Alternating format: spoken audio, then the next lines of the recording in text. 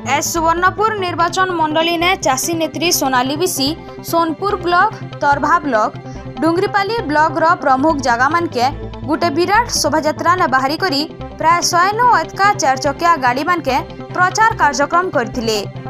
आज निर्वाचन रो प्रचार शेष दिन हेतिबानु पूरा दमखम ने प्रचार करिछन। सोनाली बिसी प्रचार प्रसार ने तीन ही दल नु आके थिबार बेल के तांकर विजय हेबार संभावना भी अधिका रहिछे। से चाष आर चाषी मानकर समस्या उपरे संग्राम कराजिबाटा ताकर एजेंडा रहितिबानु चाषी माने इथर तांकर उपरे बेसी भरसा रखितिबार जनसाधारण महल ने चर्चा होउतबार सूचना मिलुछे।